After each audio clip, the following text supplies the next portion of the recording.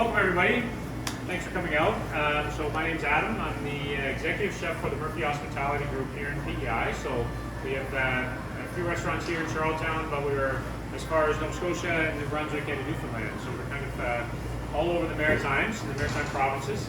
But I grew up here in PEI. I grew up on a farm here not far away, and kind of did some traveling and competing at things when I was young, and then wanted to come back and kind of set up shop here in PEI, and I'm happy I did, because the culinary scene here over the last 20 years has really changed and evolved, and even here in this place you can see so many really cool spots to go and eat and try out some of the different flavors and interpretations of the ingredients we have here. So today I'm really focused on two ingredients that we're talking about from PEI, which is obviously oysters, which we're famous for internationally. And when you go traveling, you'll go to a restaurant. I know it was new for me when I was young, and kind of when I was traveling, and I was in Finland, and we're sitting in this restaurant that we could hardly even, we couldn't communicate. We didn't really know much, really know English, and on the menu it says in brackets PEI mussels, and I thought that was kind of cool. So and PEI oysters. So when you see that around, sometimes it's easy to take for granted what we have here, right around us here in PEI. So I have my colleague here, Ben. He's been working with me for the last few years, so he's going to give me a hand, and he's done a great job already shunking the oysters to make this go a little bit faster for everybody. So basically, the other ingredient I should talk about too here is our PEI vodka. So we can get this here.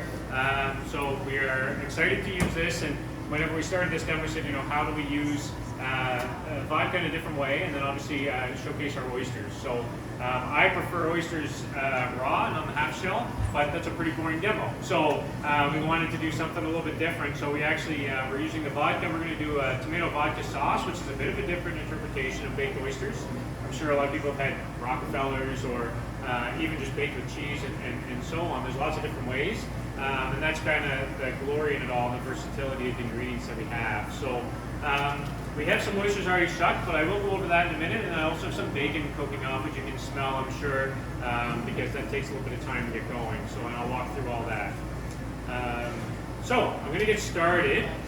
So we have two sort of things happening. So the bacon's kind of cooking off here, and you can see it's pretty much already rendered down. So that's all that is. It's just chopped bacon.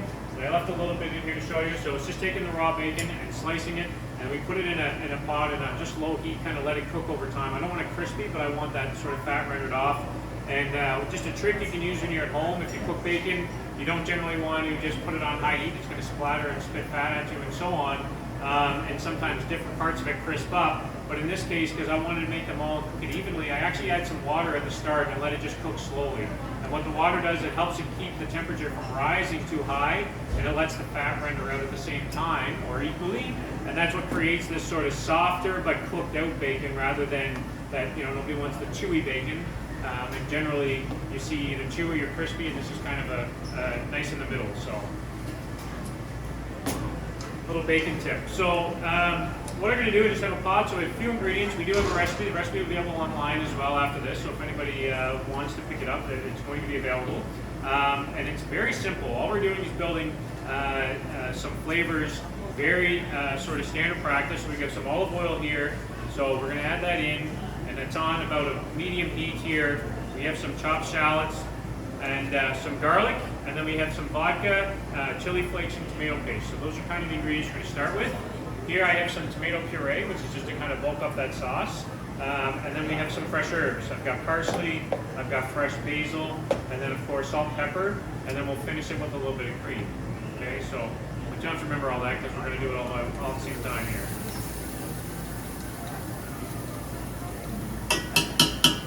So the first thing we're doing is the oil in here, and it's kind of cooked, and we're just going to add the shallots in. If you don't have shallots at home, which most people don't necessarily, you can always just use whatever type of onion you like. Shallots, I like the aromatic flavor from it a little bit more as it releases, but if you have a white onion or even a red onion, you can use that in this case. It's not going to change the flavor too much in the sauce. So we're going to let that cook off a little bit, and then while that does, we're going to add the garlic in once it starts to sort of get translucent. We don't want it to be dark. You don't want that dark color. You just want the flavors to release and for it to soften. So, and it doesn't take long on these induction burners. So, in the meantime, you grab a couple oysters. You can just shuck a couple oysters here live as well. So just as that's starting to get translucent, we're going to add the garlic in. And the garlic doesn't take long to cook, so we're actually only going to let that cook for about a minute.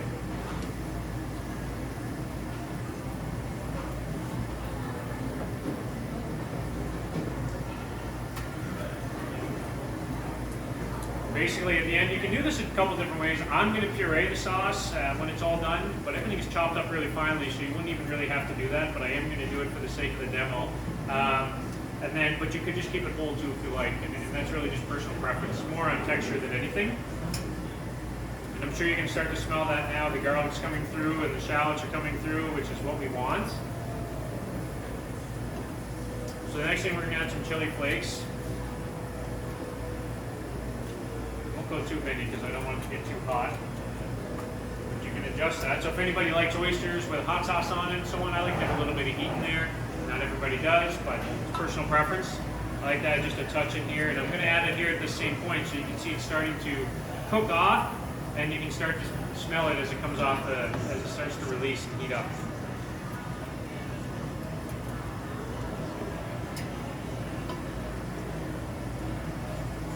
In the meantime, this bacon's ready. So you can see how much fat comes off that, and all that water would have cooked off. But you can see how you have those sort of crispier bits, but they're not crispy. They're actually going to be pretty soft when you go to eat it, but it's not going to be chewy. And that's really what you want, is to cook that fat out evenly.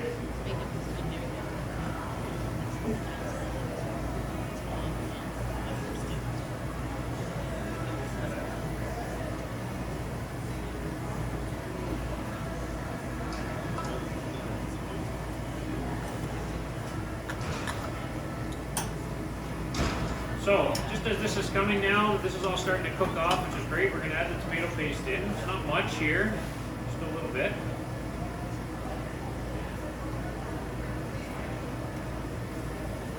And tomato paste as it cooks, so it's obviously quite dense and acidic, so you want it to cook out so it'll actually start to sweeten. And it can be used as a thickener as well as a natural thickener, which we're using both purposes for here. So we want that tomato paste to cook off, but while it's doing that, it is high moisture content, so it's going to start to stick, so we've got to kind of keep it moving.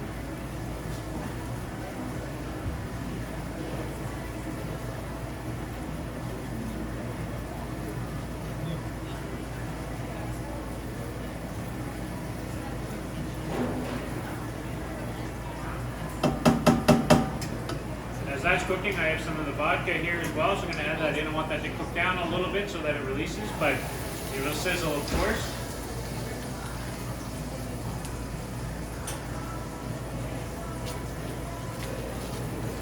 Definitely going to get this jacket dirty, but that's all right.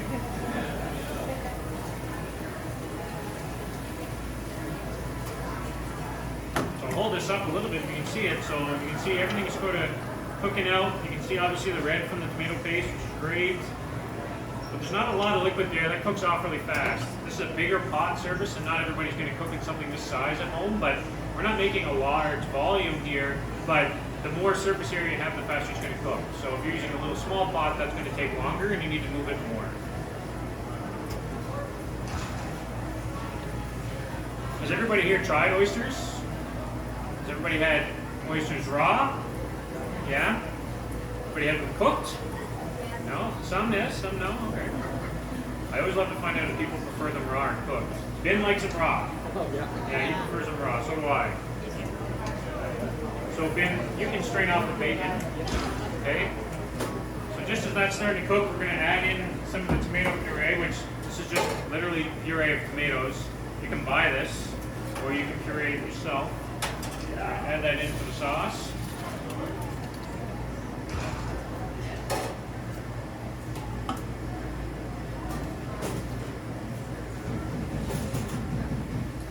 And we're going to bring that up to heat. We're going to season it.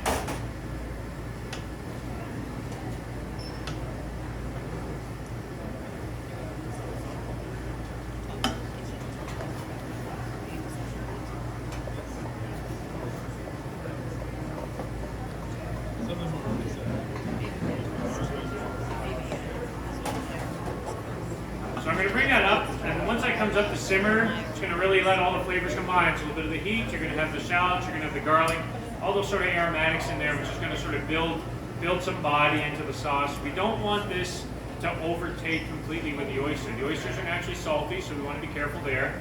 And we are adding some grated Parmesan cheese on top, so there's going to be some saltiness there. So not a lot of salt that goes into the actual sauce.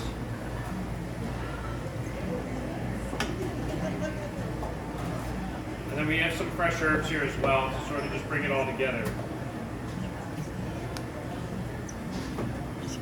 Ben's got some bacon ready to go. And the ovens are on at about 425. If you have a broil function at home, which a lot of people would put in their oven, you can obviously broil them. Just be careful, it goes on really high heat, obviously in the top rack. In this case, we're not going to have quite as much heat, so it's going to take a little bit longer in these ovens. These are convection, so they cook faster too. So if you're looking at this and you see how fast it goes at home, obviously if you don't have a convection oven, then it's going to take a little bit longer. We don't really want to cook the oyster out so it's overcooked. That's the thing we want to be careful with. That's why we go on that high heat or that broil. And what you're doing is you have that cold oyster, then you're putting the sauce on, which might be warm or hot. Then you're putting the cheese on. You want to get it in the oven right away so that it just cooks the top and then get them back out. So that the oyster doesn't get really, really tight. You want to keep it so that it's still got that body that it does when it's raw.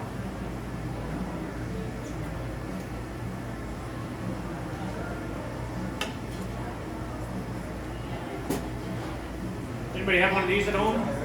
I picked this up on the way here, so I don't know if it's going to work, but we're going to try. So this is just an immersion blender or a stick blender, which is what we call. We have big ones in their kitchens, and our most restaurants have like big, large ones that we use to produce, 30 or 40 liters of things at a time. I'm sure most people are not cooking 30 or 40 liters at home at a time.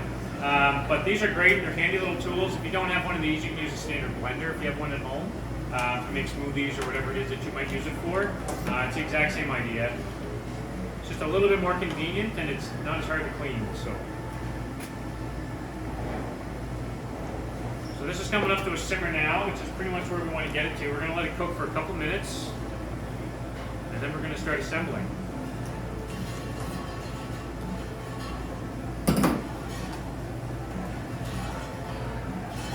Shot here.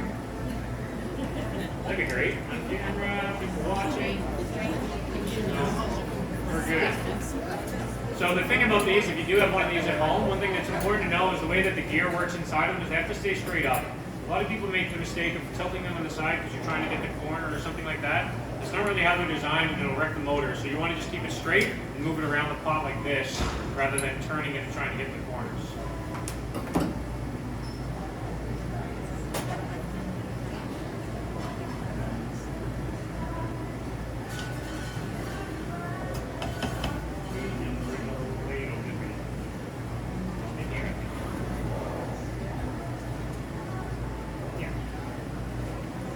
This is where my jacket's going to get dirty.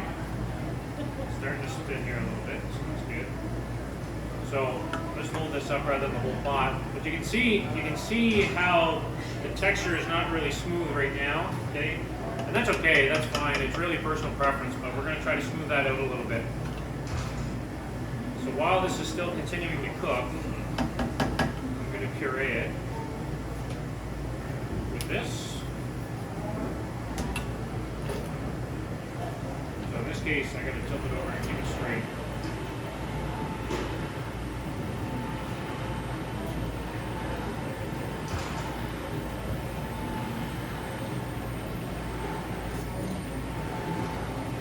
And we're just going to finish it right at the end with the herbs. You don't want the basil or the parsley to really cook out too much.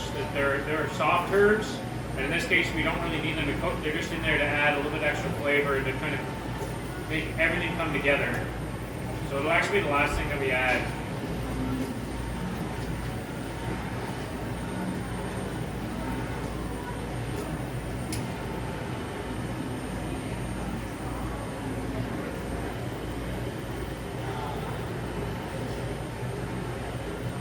The oysters too, I should talk about a little bit. So the ones that we're using today are Raspberry Point oysters. So they're fished here off the North Shore in PEI.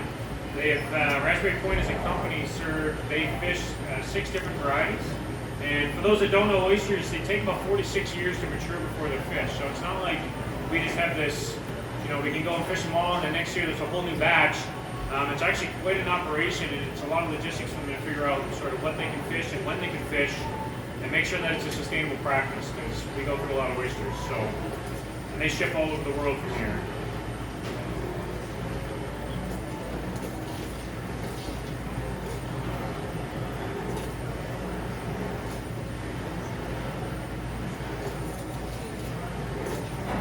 Alright, so this is just coming up pretty much to the end here. It's a little bit more smooth now.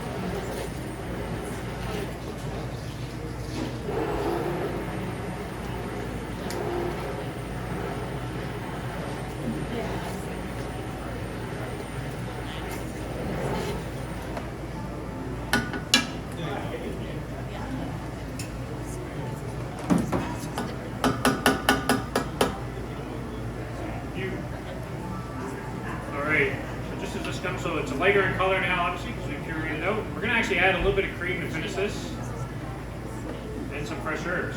And that's really going to be it for the sauce. We have bacon ready to go. We have some cream here. It's actually ADL cream. We have some of the best dairy products around, we believe, here. We're obviously very lucky to get to use them. We got this lighter sauce here. Way more herbs than we need.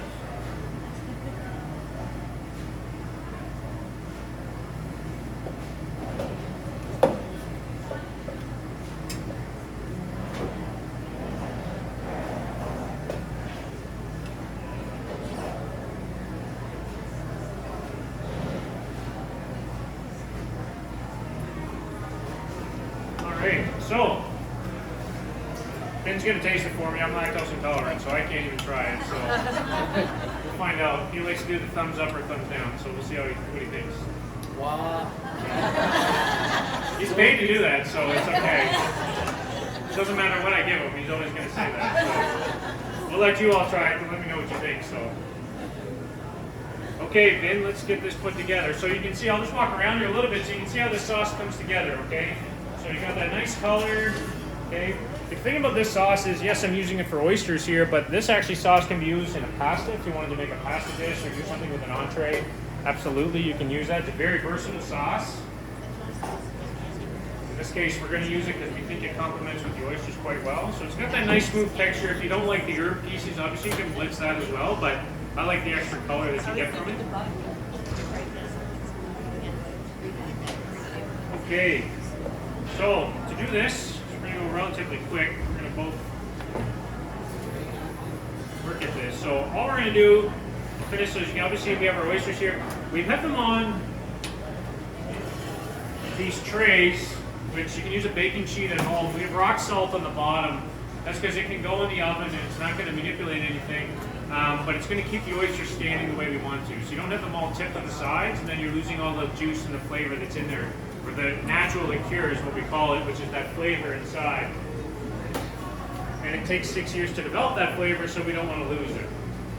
So then what we're going to do is we're just going to spoon just enough to cover. I say we, but it's going to be Ben. Ready, Ben? Yeah. Okay, so he's going to go ahead and I'm going to add the bacon. So what we're going to do, so you can see, I'll just kind of hold up. We have just enough to cover the oyster. We want that flavor. Now remember, when you're going to eat it, you don't want it to be all sauce. So you don't want to fill the cup. You want to resist that urge unless you really like the sauce. Then you can.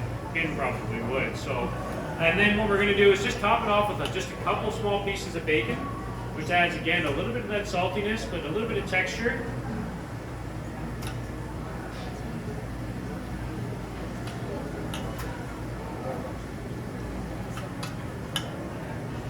Then we're going to finish it off with, we're going to walk through all of them with a little bit of fresh grated Parmesan cheese.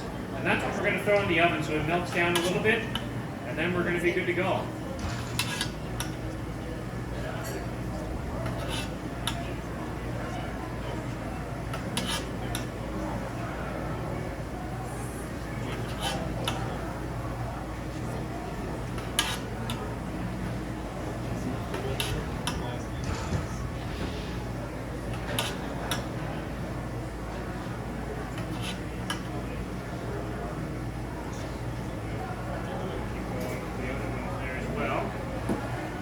These, and I'm going to start on the next part. So you can see we just have very simple, but you can see the liquid on the oysters. You probably can. I always think there's a mirror here. There's not. So, but you can see, if anybody can see, I don't want to tilt it because we'll lose it, but you can still see the liqueur of the oyster still sitting there. We want that in there. We don't want to lose that. That's actually going to make the flavor come out even more.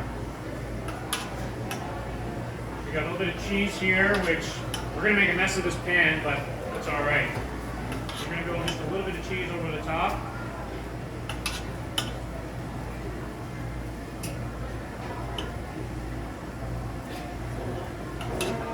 For those that don't have it, if you have a cheese grater at home, you can. These are microplanes. You can buy these at pretty much any sort of kitchen utensil store. And they're great to have for shaving hard cheeses like this, so you don't get too much. You actually get a lot more, or it looks like you get a lot more cheese out of it just because you get that nice finer grate over the top.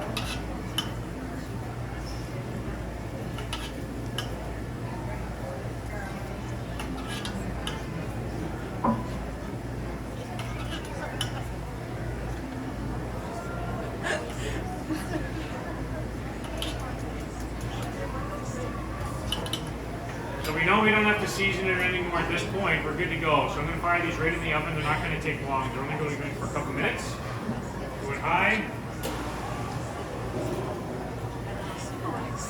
While those are in, we're going to get another pan in because I'm sure everybody's going to want to try one.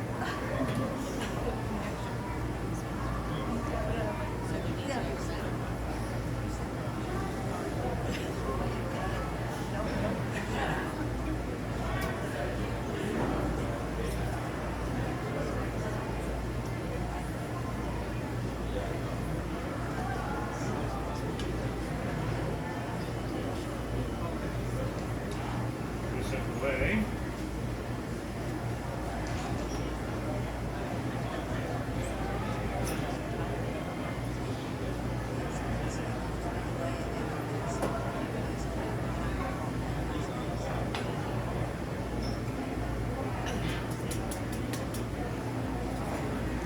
Same thing. Right in the oven with these.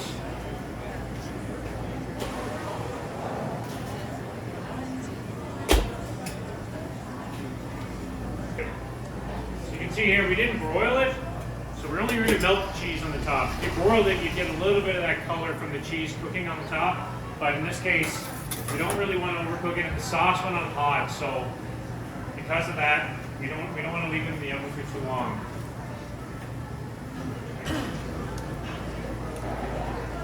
Dan, did you loosen the muscle on the bottom? Mussels? Like when you shoved it, did you get underneath it? Oh, yeah, yeah. Each one? Yeah, everything. Yeah. Every single one? Yeah, every single one. Okay.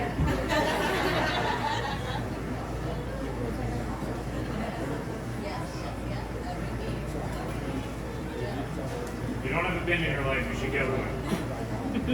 He is awesome. Thank you. Helps me all the time. All right, so we're going to start handing these out.